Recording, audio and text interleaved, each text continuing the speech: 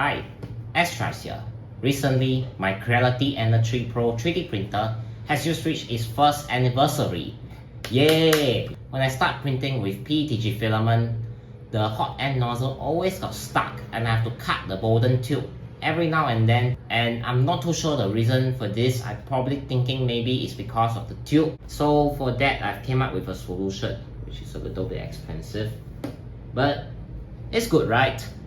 The Creality Sprite all-metal direct drive extruder. I've been wanting this since I've got the 3D printer, man. You can print flexible filaments, you can obliterate all your previous problems with the direct drive extruder kit. So let's get started with the installation. Here's our Creality Energy Pro 3D printer. The birthday on February 15th, 2023. Thinking here's a good spot to do our upgrades. Alright, so what is a good video without the unboxing of the Sprite Extruder Pro kit, isn't it?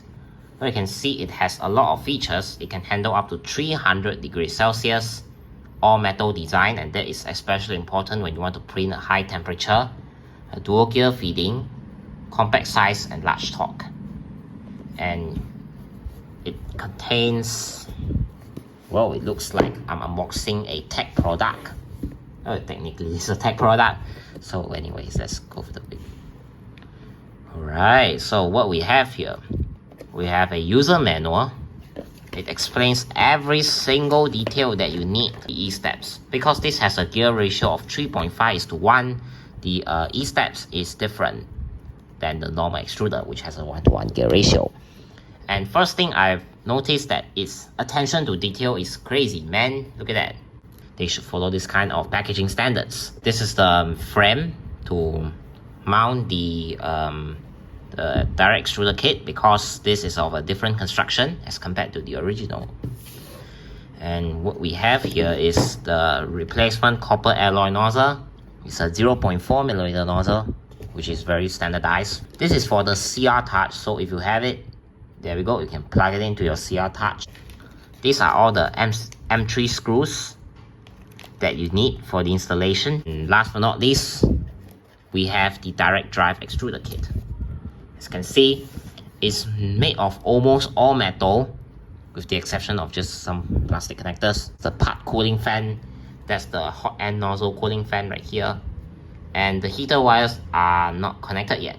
So what we have to do is to open up these screws and connect the heater wires up to this JST connector. 2mm Allen key to basically remove the 3 screws of the hot and cooling fan. The JST connector to this pin right here. As you can see, there's a little tag right here told us that to basically insert it into the adapter plate before using. There you go. So this is our CR touch. It has a spare connector right here which you can plug it in to, for example, your CR touch, which is pretty cool. Some spare nozzle, we can keep that for now. What we need is these 3 components right here for now. There we go. Let's bring it to the workbench. Alright, so lay your 3D printer on a flat surface like this, and the first thing to do is to flip it all the way to the opposite side to reveal the motherboard connection. 2mm nut, the Allen key to remove this, the torque screw. Oops. See, it works. So that's the hot end wires. So we can leave that out for that. There we go. So right here, that comes from the hot end wire. Basically just cut off this extruder wire, because who even needs it anymore, right? Gonna cut a bit of length. Be sure you cut the correct wire, don't cut the wrong wire. Alright, so the wires have been reorganized like this. Pretty good. And now what we're gonna do is just get the fiber reinforced tape. There you go. Then we just put the extruder, the X motor back, as well as the X stop. So this is our heater pin right here. These 2 wires join in parallel. Alright, so you can see that we have what we call, this is the fan wires, which is just this stripped out because it basically converts the old motherboard. And this K fan stands for control fan, and it's actually directly connected to the hot end nozzle cooling fan. But because SKR Mini E3 allows for both of the fans to be controlled, we are just going to convert this into JST connectors. This is our CR touch. We're gonna connect it like this. So next time if you want to install CR touch, we can.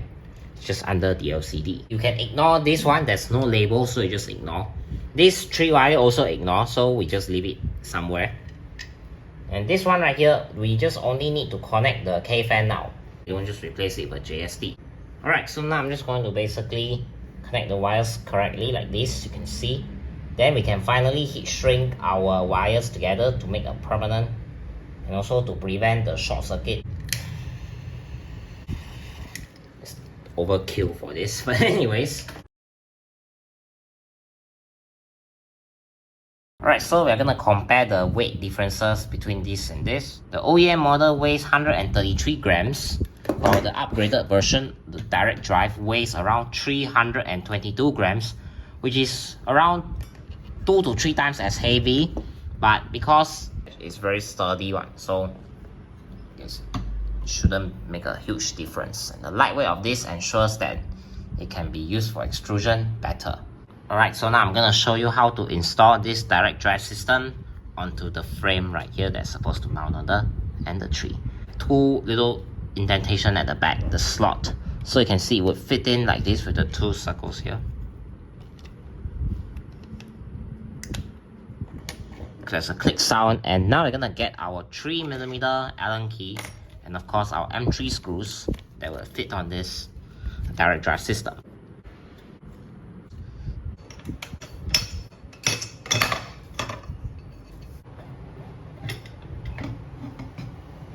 Okay, so now what we have to do is to get rid of the belt tensioner first. So we're gonna remove these 2 belt tensioner. Get 3mm Allen key. And also we have to remove this right here because it's stuck. The aluminum profile, so I can get rid of this bearing right here. And now we connect the ender tree drive shaft here. It should go something like this. The screw is loose, don't bother screwing it to just like this. Okay. Alright, so our ender tree direct extruder has been mounted, and we're just gonna slot it in like this.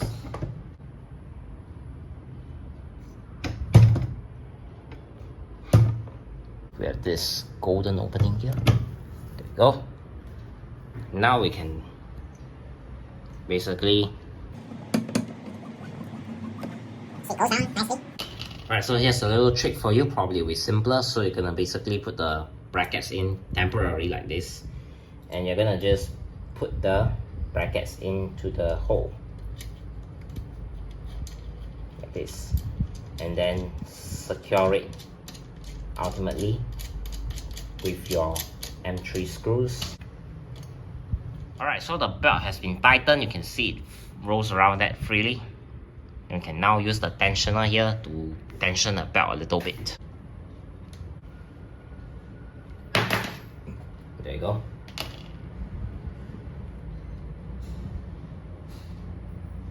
Right, so that's should be about it for the upgrade. And of course, I have to put in the top frame. Now it's time to test it, but first we can remove this motor already because we don't really need it.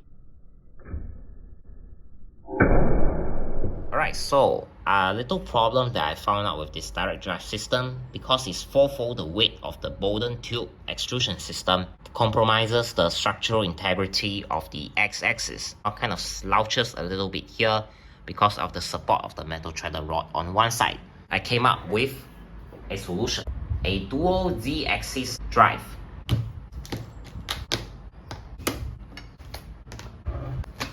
Alright, so now what we have to do is to remove the top frame so that we can lift off the drive assembly for the X-axis out. For that, I'm gonna use the largest Allen key that Creality has given.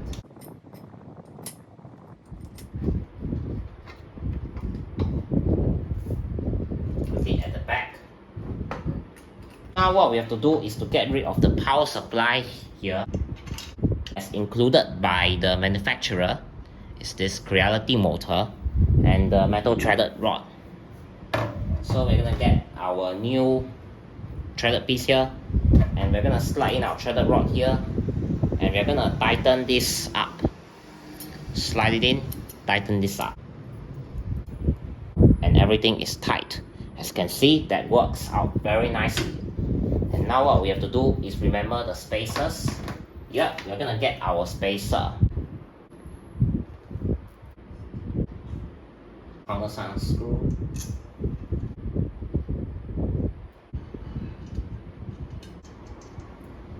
And now what we're gonna do is to basically put in our Ender 3 drive shaft. But before that, what we have to do is to change this into the one with the thing. So we're gonna replace all this up. So basically, I just need to remove the 3 ball bearings and the spacers for the right side mount of the Z-axis. Alright, so the kit also comes with these 3 longer M5 screws. You can see that this is the original screw and this is the new one. You can see that the M5 screws for the new one is longer because it has to pass through the second column. Attach our screws in like this from the bottom and attach. For the, you can see that one side the diameter of the hole is bigger, so I have to attach a spacer which is tailored specifically for this hole. You can see that the hole is slightly larger. Input the bearing in the rollers, and then spacer,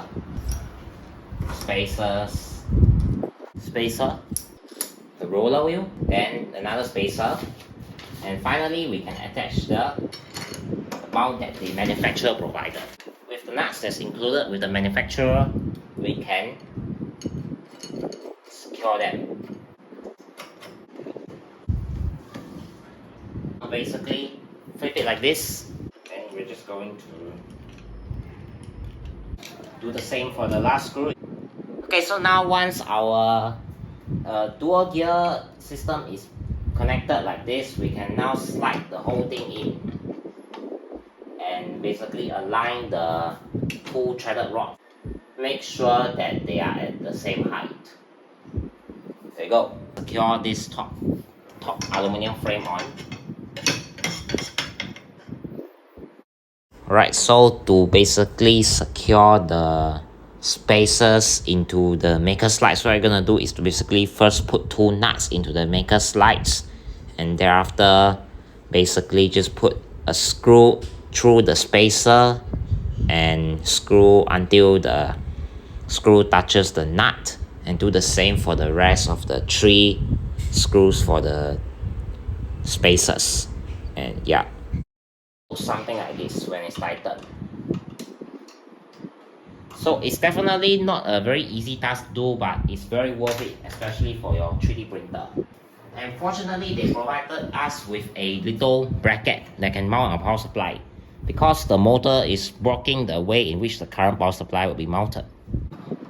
Okay, so get our frame, and okay, so both the nuts were in, and now we can finally do a little secure.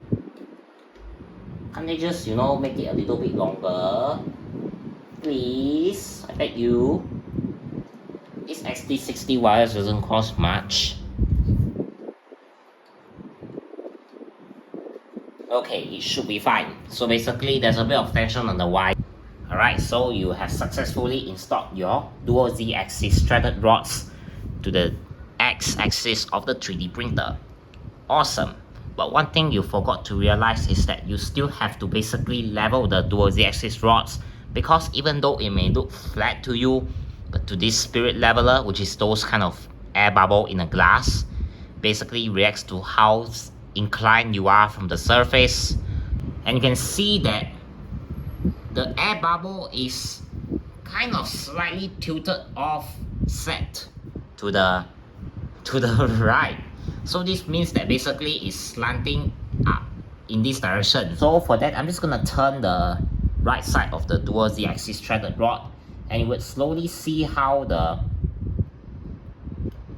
air bubble will start to align with the 2 lines in the middle. So you can see the 2 lines are your reference line to align the 3D printer so that it wouldn't be inclined too much from the horizon. Right, so this direct drive system is cool and all, but the cable kind of is obstructing the way of the 3D print. I'm thinking of designing a contraption that will run the wire through the sides of the print, and for that I have to take important dimensions of the screw mounting and the wires to design them in the 3D modeling app. Alright, so the print has been completed and here's our prototype. There you go, it looks something like this. Comes in here. You can see fits successfully inside. In this case, I'm just going to use a little drill to, kind of extend the hole out a little bit. Our two M3 screws right here. So we're going to use at least those with 5mm long M3 screws. Run the cable through the filament. It's going to take a little bit of effort because the size is just to match exactly that of the widest gap at there. So it's a little bit difficult to mount it at first.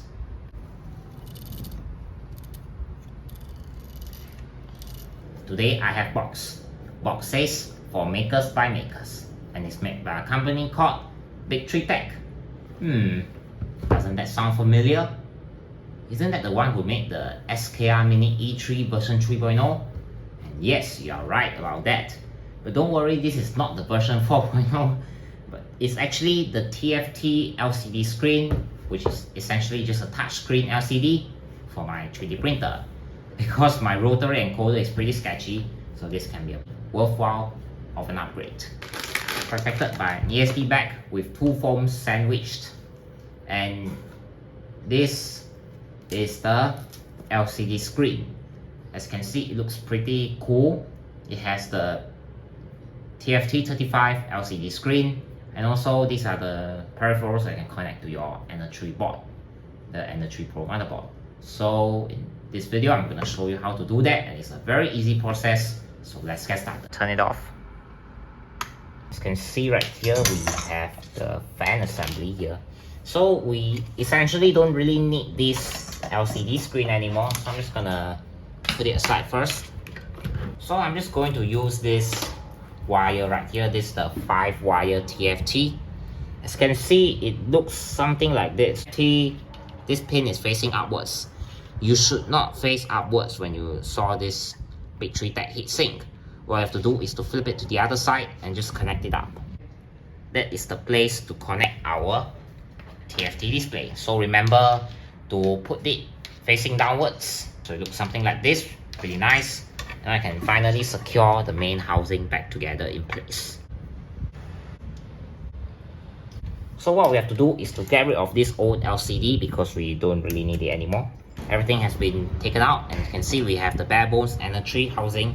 What we have to do is to get our new motherboard, and you can see the screws perfectly aligned with the original and the 3 screw. How to connect this to the TFT? So as you can see, we have this called RS232.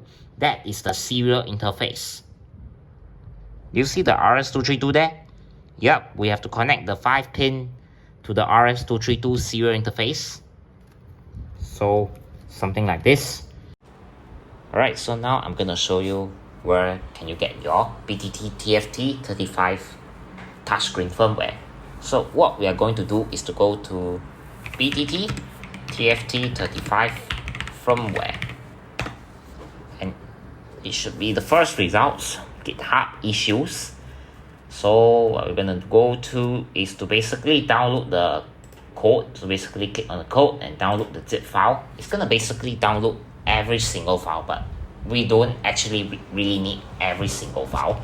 We just only need one of the folder, which is copy to SD card root directory to update. These are the repositories that we need for our touchscreen. So I'm just going to go to my downloads here, and we don't need to extract the zip file because it's gonna take quite a while. So what we're gonna do is to just move this folder out. So let's say I'm gonna move it to my downloads folder.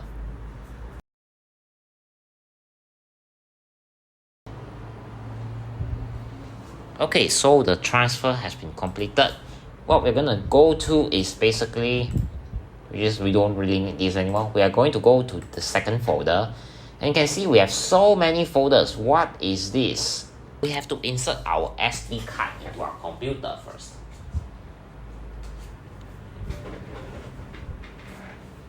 Okay, so what we're gonna do is to format the file, format the card. My card name is actually G, and the allocation unit size is 4096 bytes. Boom, we are done. Okay, so what we're gonna copy into the file, because we have many different types of touchscreen for our BTT. So first off, this is config file right here. So just move it to the G folder. And you can see that we have version 3, version 2, version 3, GD, TFT35, MKS. What is this? Well, our motherboard is SKR Mini E3B3. So take a look at this. So what we need to copy is this guy right here, BTT TFT35 version 3.0 E3. So copy the second folder, the file, into the SD card. And also we need to download this unified manual material theme and download the TFT35 so you can see we have the how it looks like here. These are all the different icons, the BMP icons for your the touchscreen. So this is the thing that we need to copy, TFT35, because our screen is the 35 version. So just copy the files in there to our SD card and we are done with it. So just eject the drive out. Boom. Okay, so our drive is freed out and now it's time to plug it into the printer and power it on. Okay, so now what we're gonna do is to just plug in your SD card and the SD card holder. You can see that's the SD card holder here. So just plug it in there. The golden pin facing upwards. Boom. Okay, so you can see updating and updating logo. So we're gonna basically update every single logo on this one. It might take a while, so don't unplug the SD card while you are updating. There we go. After a while, you can see that we are back to the home menu of the touchscreen, and let's check to see everything works.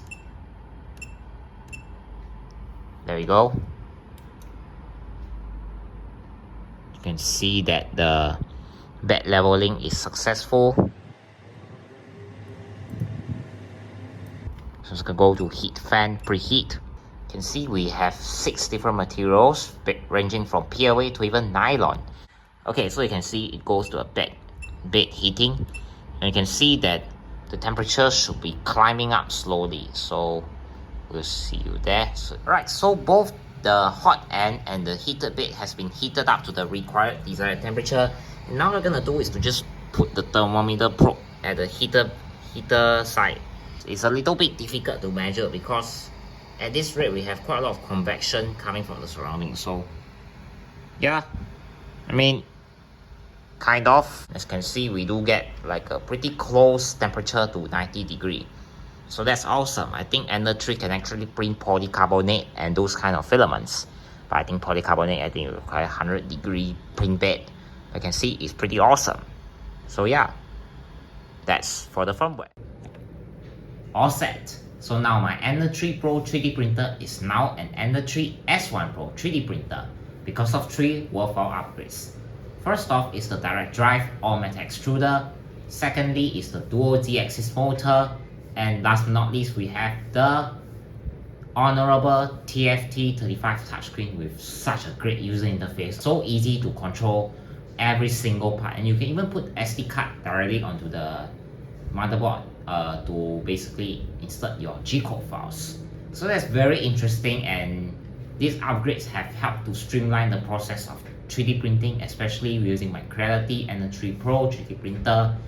And with that being said, if you have any questions related to these upgrades or in general about 3D printing, do leave them down in the comment section below.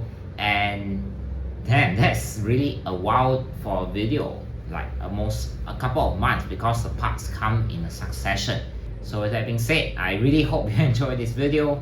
Thanks for watching, and remember to hit the like button and subscribe. Thank you guys so much for watching. See you around.